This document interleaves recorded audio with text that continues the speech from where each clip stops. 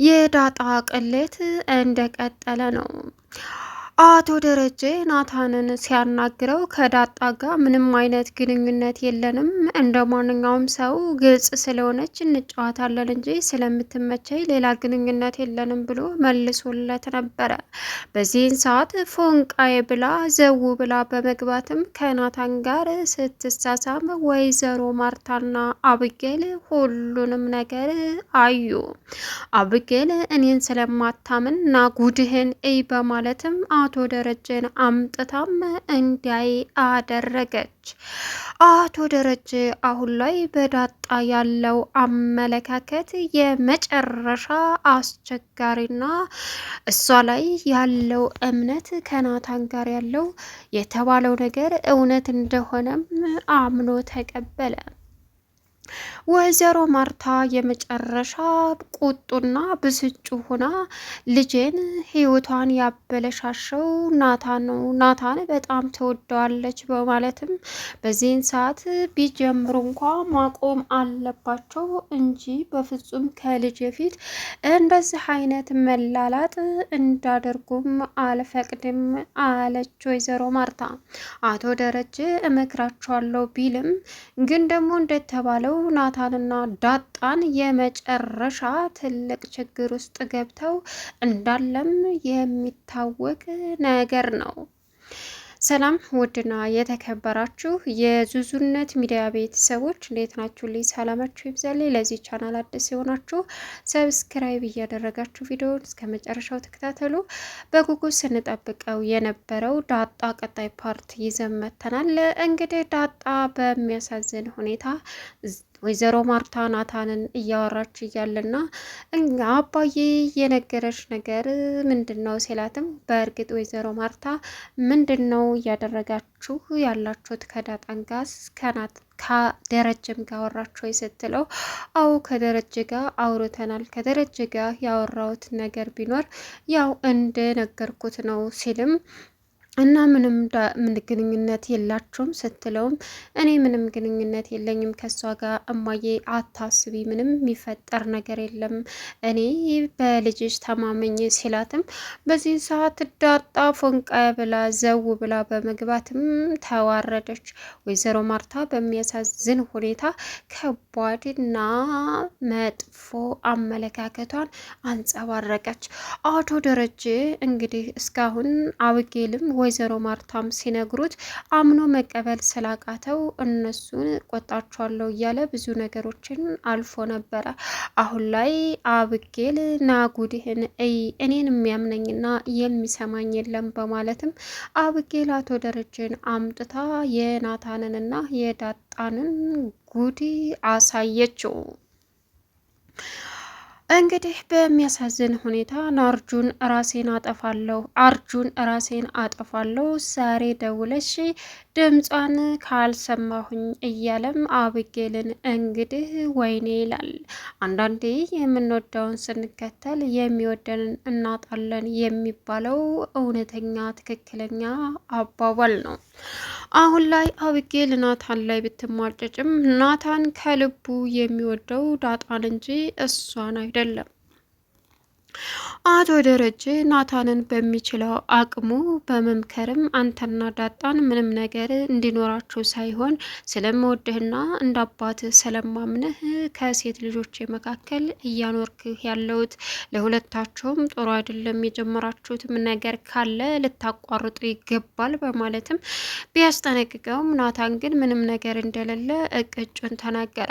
አብጌል እንግዲህ አቶ ደረጀና ወይዘሮ ሰላም ያወሩትን ስፒከር ከፍታ ስታዳምጥ ደግነቱ ሙሉውን ሳያሰማት ግማሽ አድርጎ እንግዲህ ጂቢው ትንሽ ስለሆነ ሁሉንም ስላልቀዳላት እየጨለለችና እየተናደደች ትገኛለች። ግን ደግሞ አማራጭ ስለሌላት አርጁን ጋር ደውላ አንተ እኔን እንደዚህ ታታልላለህ ወይ? እንዴት እንደዚህ ልትል ቻልክ? በማለትም ለምን አልነገርከኝም ስትለውም አርጁንም እኔ ምን ላድርግ ነግሬሽ ነበር ሙሉ እንደማይቀዳ ጅቢያቸው ትንሽ ነው ከስልክሽ ጋር ኮኔክት አድርገሽ እንደገና መቅዳት ነው ሲላትም እንደምታወራው ቀላል መሰለ ሆይ አንተ ደነዝ አሳይሃለሁ እያለችም ጮኸችበት። እሱም እባክሽን እንደገና አስተካኪ በማለትም ፍቅሩን ቢገልጽላትም አንተ ቆሻሻ ደነዝ እያለ ተሳድባ አባረረችው። ጎዳና ወጥቶ መነፈራረቁን ቀጠለበት። በዚህን ሰዓት በአሰቃቂ ሁኔታ አሁን ላይ አርጁን ራሴን አጠፋለሁኝ እያለ ይገኛል። አብጌልን ወዶ ነው በማለትም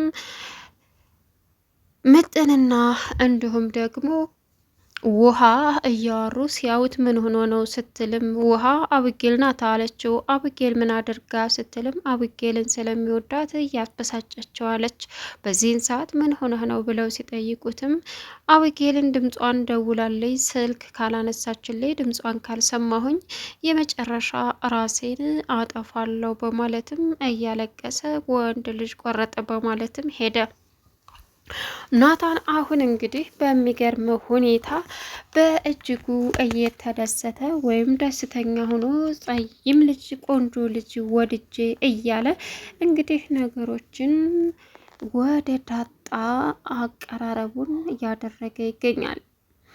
አሁን ላይ ወይዘሮ ማርታ ለደሬ እንግዲህ ያሳሰበሽ ምንድን ነው ሲላትም ምንም አለችው። የዳጣና የናታን ነገር ነው ወይ ሲላት እኔ አላሳሰበኝም ስትልም ቀላል አሳስቦሻል ለምን ተዋሻለሽ አላት። እኔ እየሆነ ያለው ነገር በጣም እያሳሰበኝ ነው ስትለውም ሁለቱም ልጆች ያደራ ልጆች ናቸውና ምናልባት ናታን ምንም ላይሆን ይችላል ማለትም እንግዲህ በሚያሳዝን ሁኔታ ወይዘሮ ማርታም የተሰማትን ስሜትና ያየችውን ነገር ነገረችው። እሱም ሌላ ነገር ጀምረውም ከሆነ ማቆም አለባቸው። አብጌል ናታንን በጣም ነው የምትወደውና ስለዚህ ልጄ ልቧ ሲሰበር አላይም ስትልም ሳልወደዳት እሷ ብትወደው ምን ትርጉም አለው? ይበልጥ ሌላ ችግር ነው የሚፈጠረው ሲላትም እንዴ ብወደውማ ተወደዋለች፣ አላስገድደው ምን አደርጋለሁ? የሴትነቴን ወደ ጎን ብዬ አብጌል እንዳገባት ጥረት እያደረግኩ ነው። ግን ደግሞ ምን ዋጋ አለው? ልቡ ዳጣ ጋር እንጂ አብጌል ጋር አይደለም ስትለውም እንዴት ዳጣ ከአብጌል በምን በልጣ ነው አብጌልን ትቶ ዳጣን የሚወደው ሲላትም አላቅም አለችው። እናሱም ይኸውልሽ ማርቲ ይህች ልጅ አሁን ላይ ሆሆ ብለን ብንድራት ችግር ነው እሱ ካልወደደ። ስለዚህ ደግሞ ዳጣና ናታን ያሉትን ግንኙነት የምትዩን ነገር እርግጠኛ ነሽ? ምን አይተሽ ነው ሲላትም ሌላ ነገር እንዳለ በአይኔ በብረቱ አይቻለሁ። አብጌል ያለ አንድ ነገር እንደማታወራና እንደማትናደድም እርግጠኛ ሁኛለሁ አለችው። ምን አይተሽ ነው ሲላትም አላውቅም፣ የፍቅር ግንኙነት ውስጥ ናቸው፣ ጀምረውም ከሆነ ሊያቋርጡ ይገባል ስትልም ተጠራጥረሽ ነው እንጂ እርግጠኛ ሆነሽ አይደለም ሲላትም እንግዲህ ተናገርኩ ደሬ ስትለውም እሺ ናታንን አወራዋለሁ አለ።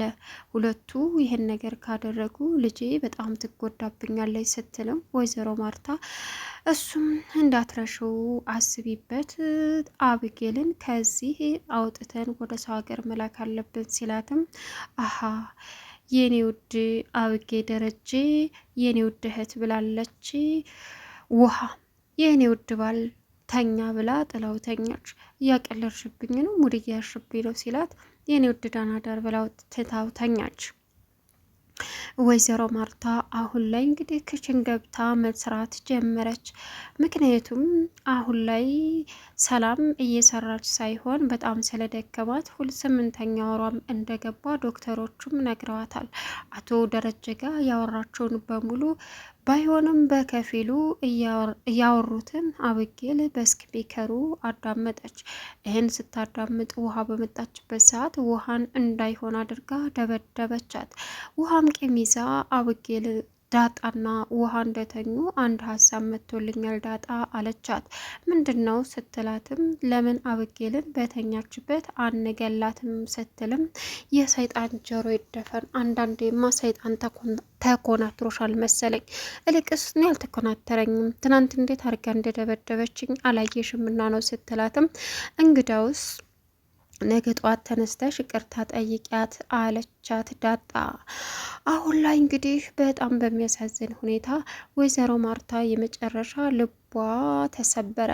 ምን ማድረግ እንዳለባት እንኳ ግራ የተጋባችው ዳጣ አሁን ዘው ብላ በመግባቷ የኔ ፉንቃ ብላም ስትገባ የመጣባት ጣጣ ትልቅ መከራ ሆነ። አሁን ላይ እሷ እየተጨነቀች ትገኛለች።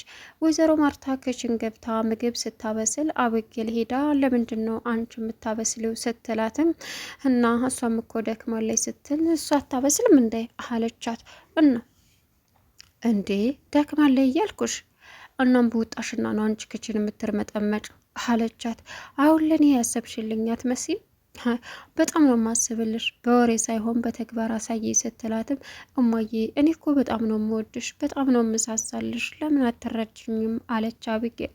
የምትወጅኝና የምትረጂ ከሆነ ምንም ሳታደርጊ የምልሽን የምመክርሽን ነገር በስነ ስርዓት ልትተገብሪና በተግባር ልታሳይኝ መቻል አለብሽ አለቻት ማርታ።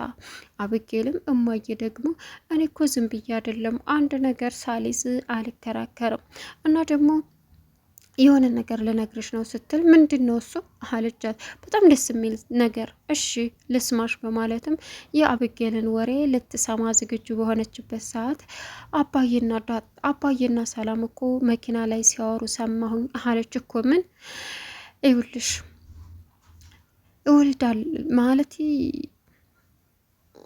ልጅሽ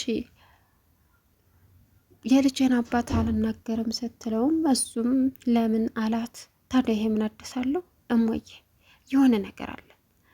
ስለዚህ ናታን ማለት በቃ አላቅም አባቱን የማትናገረው ምክንያቷ ምንድን ነው ስትልም አላውቅም ታዳኛ ምን አገባን አለች ወይዘሮ ማርታ።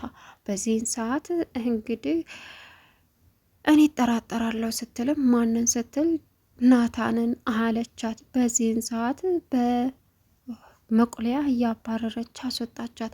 አብጌል ከመውጣቷ በፊት ግን ደግሞ አባዬ እኮ ቤተሰቤ እንዳይበተን ለእኔ የምታስብልኝ ከሆነ ቤተሰቤ እንዳይበተን አድርጌ እያላት ነበረ ሰላምን ስትላትም ምንድነው ደግሞ እሱ አለቻት። አላቅም እማዬ እና ምን አባሽ ነው በማለትም ነይ ውጭልኝ በማለት አባረረቻት።